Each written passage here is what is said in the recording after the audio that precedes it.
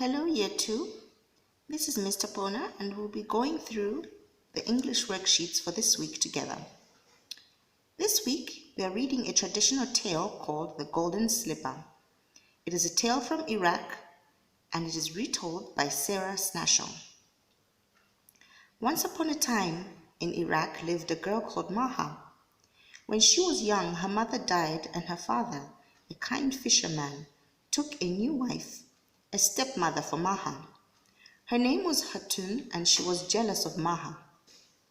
From sunrise to sunset, Hatun made Maha wash, sweep, cook, and mend, whilst she and her daughter ate, slept, and shouted. One day, Maha was carrying a basket of fish home when she heard a frightened cry coming from the basket. "Please, throw me back into the river. Let me live," said the voice. Maha gasped and carefully put down the basket. There, amongst the fat grey fish, was a little red fish gasping for breath. Maha gently placed the little red fish back into the river. As it swam away, the fish turned to her and said, "Thank you, kind girl. If you need help, come to the river and call me." Weeks passed by.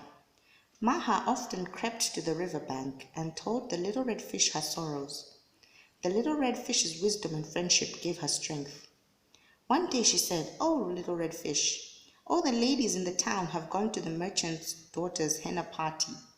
I so want to go, but I'm not beautiful enough and I have nothing to wear." At once the little red fish dived down and returned with a bag which it threw onto the river bank. "Your beauty is your kind heart.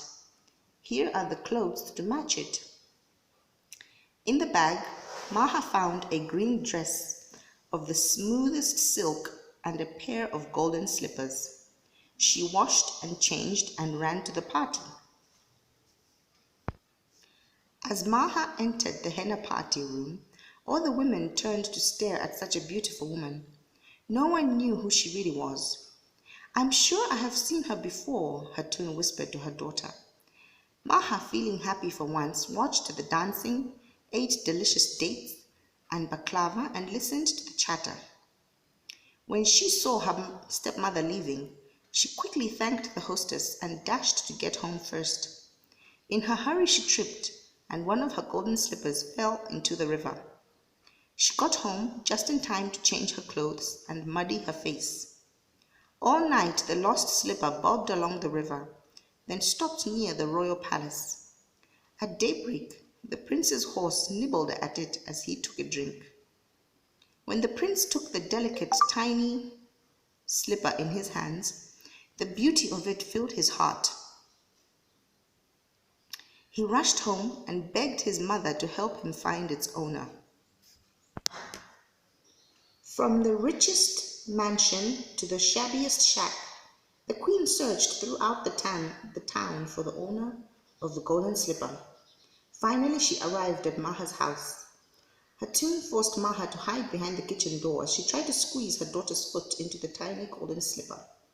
Suddenly, the queen spied Maha hiding and asked her to try on the slipper.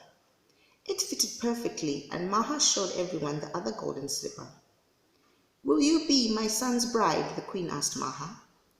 The prince loved Maha from the moment he met her, and soon they were married and lived happily ever after.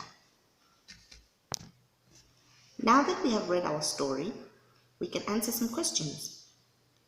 We are going to answer questions on the golden slipper, and the first one says, find 4 phrases that tell you this story is set in a different time and place from your own. So we must go back to the story and look for any clues, any words that tell us that this story is not set in the same time that we are living in now. On the other side of the worksheet, we have 3 questions. We must answer these questions using the story that we have read. Number 1, why was the stepmother mean to Maha? Number 2, why was the red fish kind to Maha?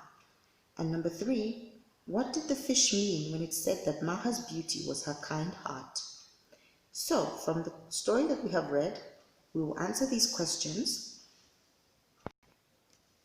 Our next worksheet says we must find these words in the story and we must split each word into the two words that make it. So these are words that we call compound words. We should all be very familiar with these words. Compound words. Now, there's a list of words there. Fisherman, friendship, throughout, everyone, sunrise. And we must split them into the two words that make each word.